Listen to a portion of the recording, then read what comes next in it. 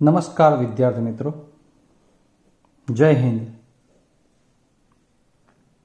હવે તમારા ધોરણ 9ના ગણિત વિષયના પ્રકરણ નંબર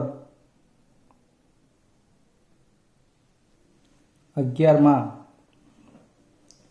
જે આપણે ત્રિકોણ અને સમાંતર બાજુ ચતુષ્કોણના ક્ષેત્રફળ આધારિત થિયરી ભણી રહ્યા છીએ એનો આ ત્રીજો વિડીયો છે. આ અગાઉના વિડીયોમાં આપણે એક પ્રમેય સમાંતર બાજુ ચતુષ્કોણના ક્ષેત્રફળ સમાન હોય એ સાબિત કર્યો હતો. આજે પણ આપણે એવો જ કોઈક ટોપિક પણ ત્રિકોણ માટે કે ત્રિકોણના ક્ષેત્રફળ પણ કઈ કન્ડિશનમાં સમાન થાય એવું જોવાનું છે. તો આવો પ્રમેયની શરૂઆત કરીએ. ટાઇટલ વાંચો. એક જ પાયા પર અથવા સમાન પાયા પર આવેલા અને બે સમાંતર રેખાઓની જોડ વચ્ચે આવેલા બે ત્રિકોણોના ક્ષેત્રફળ સમાન હોય.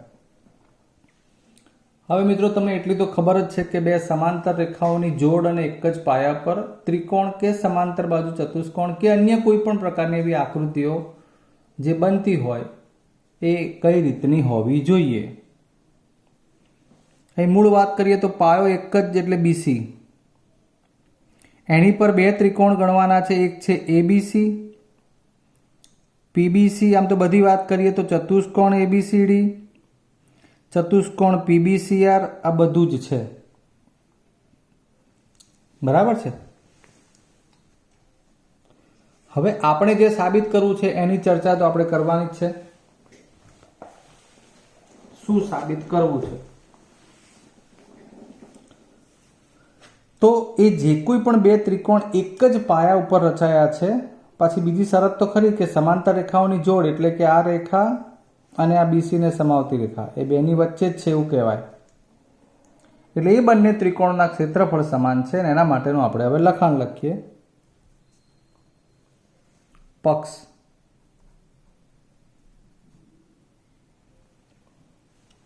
ત્રિકોણ એબીસી અને ત્રિકોણ પીબીસી કેવી રીતના છે? તો કે એક જ પાયા બીસી પર છે ને, બીસી પાયા ઉપર, અને સમાંતર રેખાઓ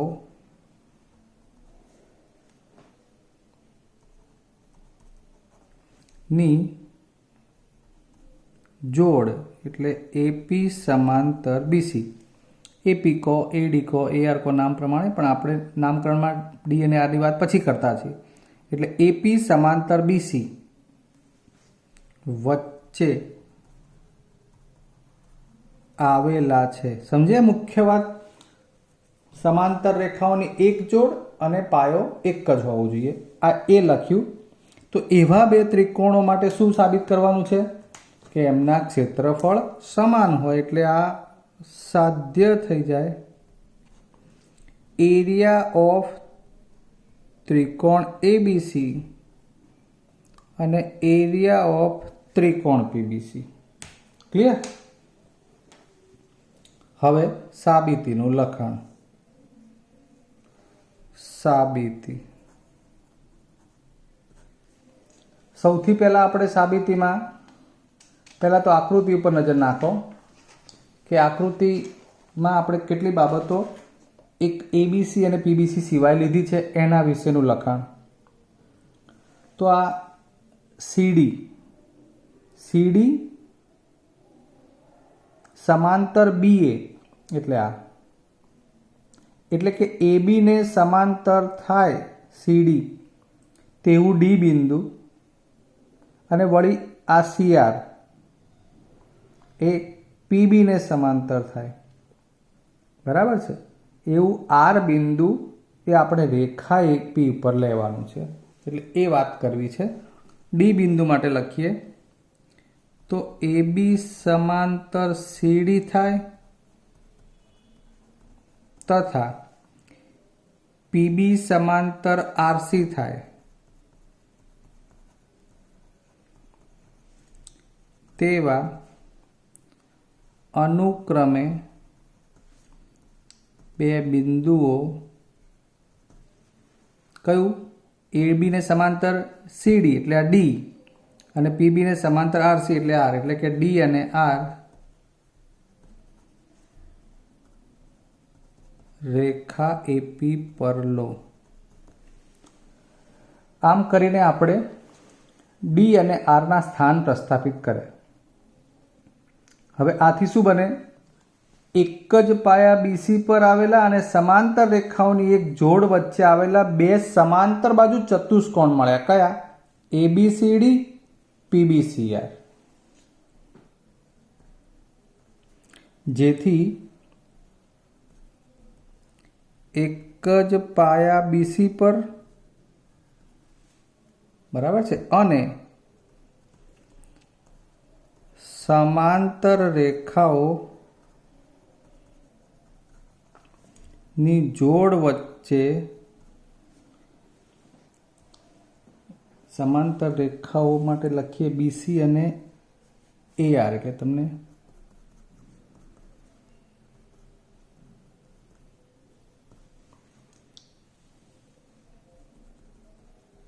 ની વચ્ચે બીસી અને એઆરની વચ્ચે એક જ પાયા બીસી પર અને સમાંતર રેખાઓ એસી અને બીઆરની વચ્ચે આવેલા સમાંતર બાજુ ચતુષ્કોણ કયા કયા બન્યા? એબીસીડી તથા પીબીસીઆર છે. હવે આવડું મોટું પરિણામ લખ્યું છે તો તરત તમને પ્રમેય આગળનો યાદ આવવો જોઈએ. પ્રમેય 9.1 અનુસાર જો આવી કન્ડિશન હોય કે એક જ પાયો હોય, સમાંતર રેખાઓની જોડ વચ્ચે આવેલા હોય ને એવા એ પણ સમાંતર બાજુ ચતુષ્કોણ હોય તો એમના ક્ષેત્રફળ સમાન થાય એવું પ્રમેય 9.1 કહે છે. એટલે કે એરિયા ઓફ એબીસીડી ચતુષ્કોણ, 4 અક્ષરમાં શિરોબિંદુ આવે એટલે એક ચતુષ્કોણની વાત હોય, અને એરિયા ઓફ પીબીસીઆર ચતુષ્કોણ, આ બંનેના ક્ષેત્રફળ સમાન થાય પ્રમેય 9.1 આધારિત. બરાબર છે. આ તમારા પુસ્તક પ્રમાણે પ્રમેય 9.1 કહ્યું છે, એટલે શક્ય છે પુસ્તકમાંનો કોઈ કારણસર બદલાઈ જાય અને પ્રમેય ના હોય તો ટાઇટલ તમારું ના પણ રહેવું, પણ અત્યારે તમે જે પુસ્તક ભણો છો એ પ્રમાણે આધારિત છે. જો આખા ક્ષેત્રફળ સમાન હોય તો એનું અડધું ક્ષેત્રફળ કરી નાખીએ બંને બાજુ. બરાબર છે, એટલે અડધું તો સમાન રહેવાનું જ છે. હવે તમને થાય કે આવું કેમ કર્યું સાહેબ, એની વાત કરીએ. કે અડધું ક્ષેત્રફળ કરવાનું કારણ છે આ 1/2 એબીસીડી અને 1/2 પીબીસીઆર. ડન. હવે અડધું એબીસીડી એટલે તો અડધા એબીસીડી માટે યાદ કરો કે સમાંતર બાજુ ચતુષ્કોણનો કોઈ પણ વિકર્ણ તેને બે એકરૂપ ત્રિકોણમાં વિભાજિત કરતો હોય. અહીં એબીસીડી એનો વિકર્ણ એસી છે, એટલે એનાથી આ ત્રિકોણ એબીસી અને ત્રિકોણ એડીસી એ અડધા અડધા અને સમાન થઈ જાય. એટલે એબીસીડી ચતુષ્કોણનું ક્ષેત્રફળ એ આ ત્રિકોણ એબીસી કરતાં બમણું છે એવું પણ કહી શકાય. અથવા આ ચતુષ્કોણ એબીસીડી એના ક્ષેત્રફળ કરતાં અડધું ક્ષેત્રફળ કોનું થાય? તો આ ત્રિકોણ એબીસીનું. તમને સેમ આકૃતિ સમજાવું.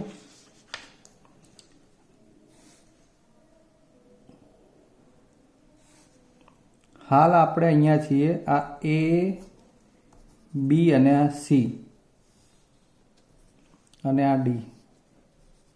આ એસી વિકર્ણથી આ બંને અડધા અડધા થઈ જાય તો એનો મતલબ કે આ ચતુષ્કોણ એબીસીડીનું ક્ષેત્રફળ 50 એકમ હોય તો આ બંને 25-25 થાય.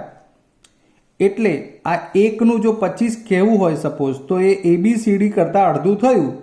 એટલે કે અડધું એબીસીડી બરાબર શું કહેવાય? Area of ABC. સમજ્યા?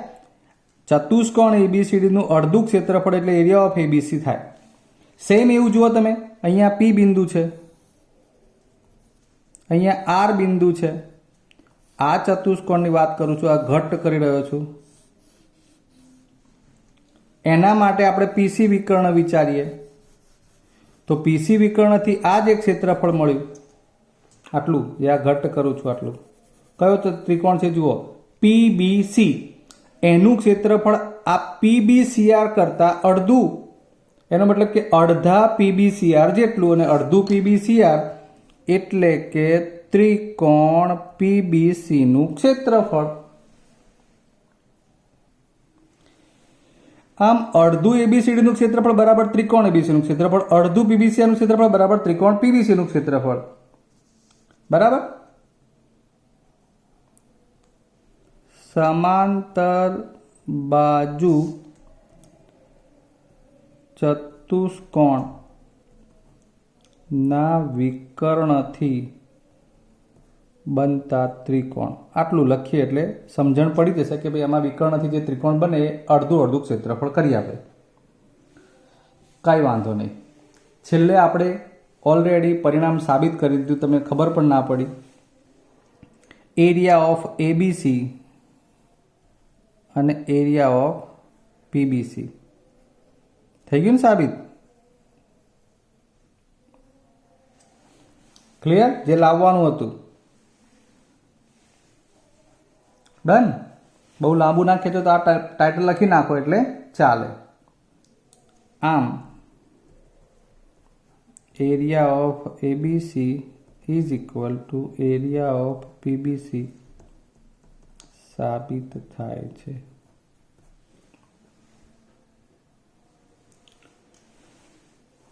હવે મિત્રો આપણે પ્રમેય 9.1 અને 9.2 બે જોયા. પ્રમેય 9.3 જોઈએ. એનું ટાઇટલ વાંચો. એક જ પાયા અથવા સમાન પાયા પર આવેલા અને એક જ પાયાની એક જ બાજુએ આવેલા તથા સમાન ક્ષેત્રફળો ધરાવતા બે ત્રિકોણો અને બે સમાંતર રેખાઓની એક જોડ વચ્ચે આવેલા હોય તો જેમાંની એક રેખા પાયાને સમાવતી રેખા છે. એટલે આમાં તમને હાલ કંઈ ખબર પડે નહીં, આ પાયાને સમાવતી રેખાના બધું શું થયું. મૂળ વાત કરું, જો આવી રીતે આ બનતા ત્રિકોણો અહીં એપી અને બીસીમાં કોઈ એક પાયા પર બનતા બે ત્રિકોણોના ક્ષેત્રફળ સમાન હોય તો આ બંને ત્રિકોણોમાં આ જે બે રેખાઓ બને એ સમાંતર હોવી જોઈએ, અને જેમાં એક રેખા તો આ પાયામાંથી પસાર થતી જ હોય. એટલે તમને જે પૂછ્યું છે કે પાયાને સમાવતી રેખા હોય અને સમાંતર બનતી હોય એમ, એટલે આપણે આકૃતિ મુજબ જોવા જઈએ તો આપણી પાસે બે ત્રિકોણ એબીસી વિચારવાના છે અને પીબીસી. પેલા પ્રમેય કરતાં ઉલટું છે. એમાં બે સમાંતર રેખાઓની એક જોડ વચ્ચે અને એક જ પાયા ઉપર આવેલા ત્રિકોણો હતા અને આપણે એને ક્ષેત્રફળમાં સમાન સાબિત કર્યા. અહીં ક્ષેત્રફળ સમાન હોય તો એવું કહી દીધું છે, બે સમાન ક્ષેત્રફળો ધરાવતા હોય તો એનો મતલબ કે બે રેખાઓ સમાંતર છે એવું લાવવાનું છે. ઓકે, પક્ષ લખીએ.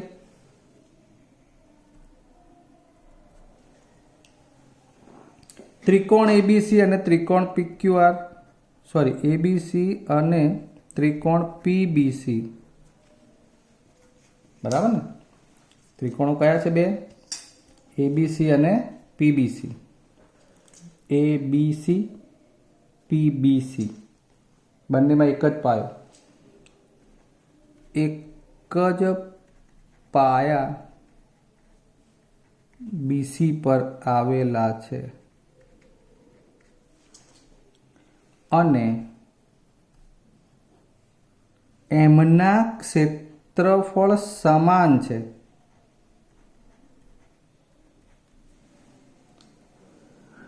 ડન?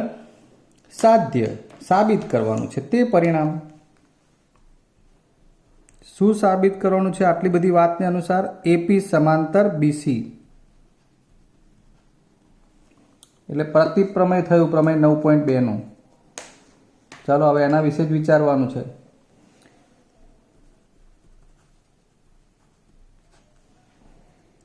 કે ત્રિકોણ એબીસી એનો જે પાયો છે બીસી એની પર વેધ એડી લેતા આ લીધો. બધું બોલું છું ઇન્ડિકેટ કરીને. એડી વેધ, વેધ એટલે કહેવાય કે જે શિરોબિંદુમાંથી આ બીસી પાયા ઉપર લંબ રેખાખંડ બનાવે, અહીં કાટખૂણો બને ડી આગળ, તથા ત્રિકોણ પીબીસી ના પાયા પર એટલે પાયા બીસી પર વેધ, એની પર કયો વેધ આવશે? પીએમ. ઓકે, એટલે બે વેધ કયા કયા બન્યા? એડી અને પીએમ. બંને અહીંયા કાટખૂણા બનાવે. આ આપણે લોજિકલ જાતે જ વિચારવાનું હોય. બીસી ઉપર એડી વેધ, બીસી ઉપર પીએમ વેધ. જો આપ્યા છે એ પ્રમાણે ક્ષેત્રફળ તમે વિચારો તો ત્રિકોણ એબીસીનું ક્ષેત્રફળ અને ત્રિકોણ પીબીસીના ક્ષેત્રફળ સમાન છે એવું તો પક્ષમાં કહ્યું જ છે. હવે એના ક્ષેત્રફળનું સૂત્ર લઈએ મિત્રો, કે ત્રિકોણ એબીસી હોય તો એના ક્ષેત્રફળનું સૂત્ર શું આવે? તો પાયો બીસી છે એટલે 1/2 બીસી પાયો, 1/2 બીસી પાયો ગુણ્યા વેધ કોણ બને? એડી, એટલે તો આપણે વેધ લીધો છે. ડન.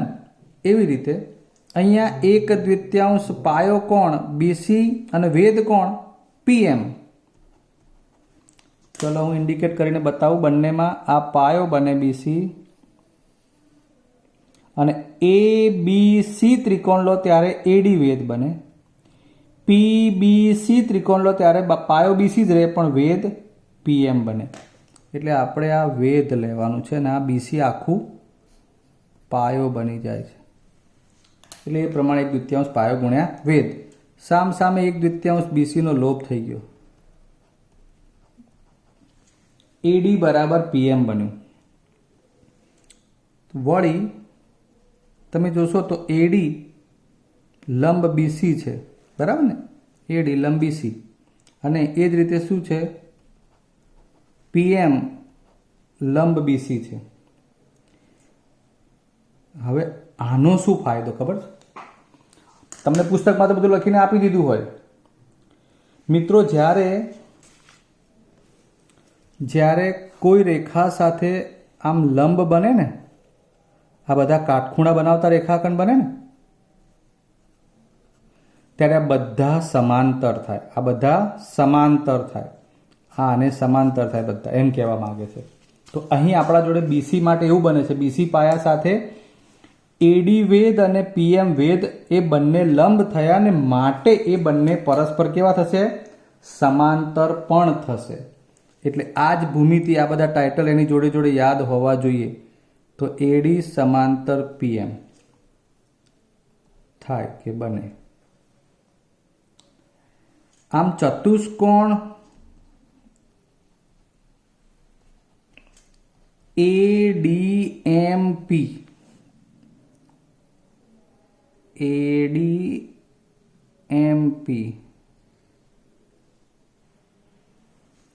બરાબર?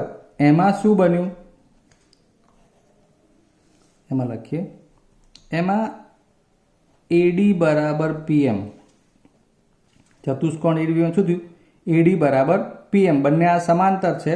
સોરી, એડી અને પીએમ એ બંને પરસ્પર શું આવ્યા? આ આપણે સાબિત કરેલું પરિણામ છે. આની ઉપરથી કહી શક્યા છીએ. જોજો ખાસ. એટલે એક વસ્તુ બની શું આપણી જોડે કે એડી અને પીએમ બે વેધ સમાન થયા. હવે બીજું શું સમાન થશે? તો કે વળી સમાન તો નહીં પણ બંને શું બન્યું? તથા એડી સમાંતર પીએમ. બહુ જ સુપર પરિણામ આવે છે. આગળના પ્રકરણમાં ટાઇટલ હતું, યાદ કરો, કે જ્યારે ચતુષ્કોણમાં કોઈ એક બાજુની જોડ, સામસામેની બાજુની એક જોડ સમાંતર પણ હોય અને સમાન પણ હોય, ત્યારે એ ચતુષ્કોણ સમાંતર બાજુ ચતુષ્કોણ બને. આવું ટાઇટલ હતું, જે અહીં ચતુષ્કોણ ADMPમાં AD અને PM જે સામસામેની બાજુઓ કહી શકાય, જે સમાંતર પણ આવી અને સમાન પણ આવી, અને માટે આ ચતુષ્કોણ ADMP